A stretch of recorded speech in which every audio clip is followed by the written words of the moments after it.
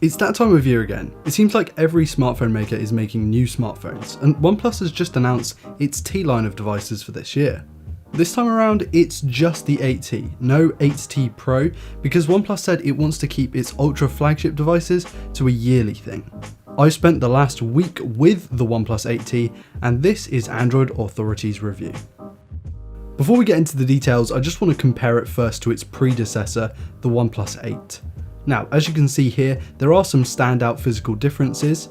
It's a tad bigger in all dimensions, but the two main changes are that the camera has moved up to the corner and the front glass has been flattened. If I had to sum it up, it just looks and feels a lot more like the OnePlus Nord than it does the 8 and 8 Pro. It feels exceptionally well made, the haptics are very crisp, and as always the alert slider is a joy to use. On paper, the two differ a little less than the 7 and 7T.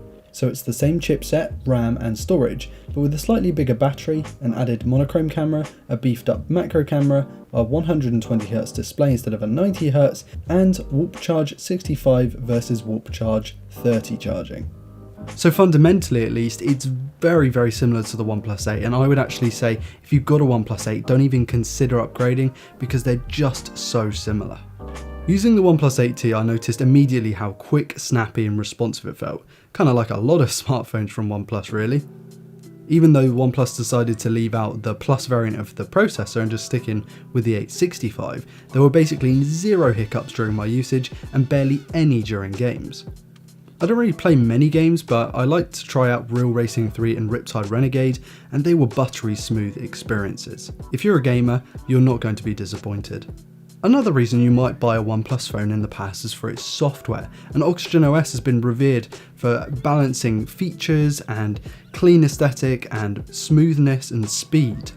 But with Oxygen OS 11 based on Android 11, OnePlus is taking a slightly different approach to things. Sure, it's still focused on speed, but there is a different approach to the aesthetic vision and the layout. A few notable changes are the quick settings tray, which now has the brightness slider on the first layer instead of having to swipe further down.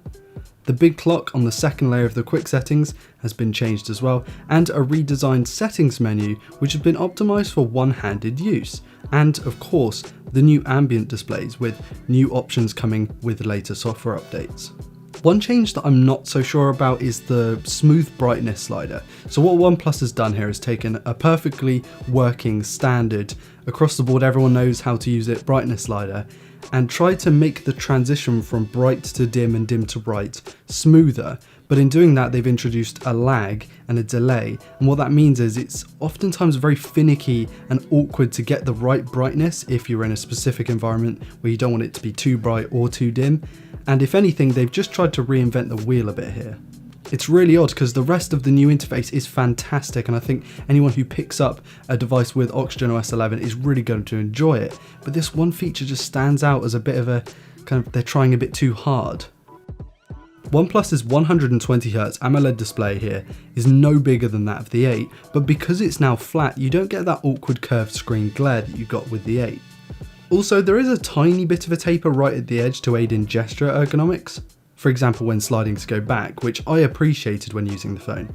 The panel gets very bright, very dim, has great viewing angles, and a fairly quick optical in-display fingerprint scanner as well. The OnePlus 8T's 4500 mAh battery has been bumped up by 200 mAh over its predecessor, and it's actually given fantastic battery life. Even though I kept this thing on 120Hz mode the entire time, I managed to get around 6 hours of screen on time on average, which is a lot of screen on time for me, but it still left the phone with around 20% at the end of the day, so you could squeeze even more out of it. My usage is kind of mid to high brightness, a lot of camera usage, watching a couple of YouTube videos here and there, and a mix between LTE and Wi-Fi connectivity. With the new included Warp Charge 65 brick, which is now USB-C, thanks OnePlus, the 8T can charge in just 39 minutes. That means that one, the included cable in the box is a red cable that's USB-C to C, which I don't know, but I find that really satisfying. And two, that this thing just charges really quickly, and what I've been doing with it is not actually charging it overnight, but just letting it run throughout the night, and then wake up in the morning, I'll put it on to charge, go make a coffee, and by the time I've done all my morning routine, the thing's charged at 100% again, which is fantastic. It's definitely not the fastest charging we've ever seen, but it's certainly very quick. OnePlus has stuck a couple of new cameras in the 8T, and if anything, it kind of just fluffs up the spec sheet a little bit. There's still no dedicated telephoto camera, and the beefed up macro camera and monochrome cameras are pretty useless compared to one of those. The results? Oddly, OnePlus has decided to go with a colour profile that's very heavy in contrast, actually rather similarly to the OnePlus Nord that we checked out not so long ago. You notice this immediately when looking at the 8T's photo samples.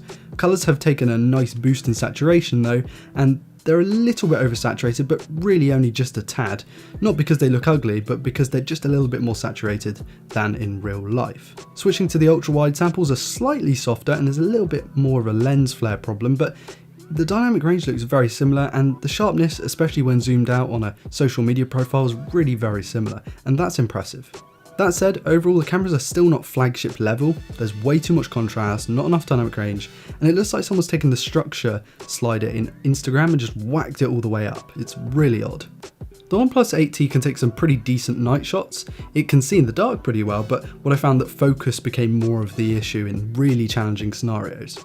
Of course, these are some of the toughest scenarios to put a tiny phone camera sensor in, but it did a decent job regardless. Selfies and portrait mode shots do look decent out of the 8T. As with the main samples, there's a lot of contrast, and so it can make photos look a little bit moody, but if that's your thing, then this is the phone for you. The Ultra HD 60fps videos again have a lot of contrast. They're relatively smooth and the stabilisation is pretty good, but the 8T just won't be taking home any awards for the best in class video. At $750 for the 12GB by 256GB model, it's competing with the likes of the Samsung S20 Fan Edition, the Zenfone 7 Pro, the Mi 10T Pro. There's a lot going on there, and really out of all of them, it doesn't really stand out. Like I said right at the start of the video, it feels a lot like the OnePlus Nord in layout and in holding in the hand, and if you're not a smartphone connoisseur, then you would be forgiven for thinking they're way too similar, but you know, this one costs double the price of the Nord, so why would you buy it? In a similar vein, the equivalent Samsung is probably going to give you better cameras, better display. It might not beat it on speed, which is of course what OnePlus is known for, but if you're really not about that life, you can get something that's more rounded out than the OnePlus 8T. Overall, the OnePlus 8T is a solid smartphone. It's got great performance, great battery life, a great screen, and a decent camera. Its biggest weakness though? Looking and feeling so much like the Nord that untrained eyes might pick that instead. And that about covers it for today's OnePlus 8T review. Please do check the links in the video description to where you can buy this phone, and also to the full article, which will have even more detail than what I was able to put into this video. Once you're down there, please do hit like and subscribe to never miss a video like this one, and let us know in the comments what you think of the 8T. Is it a little bit close to the Nord? Is it not that much of an upgrade over the OnePlus 8? Let us know. Anyway guys, I've been Ryan Thomas with Android Authority, and I'll catch you later.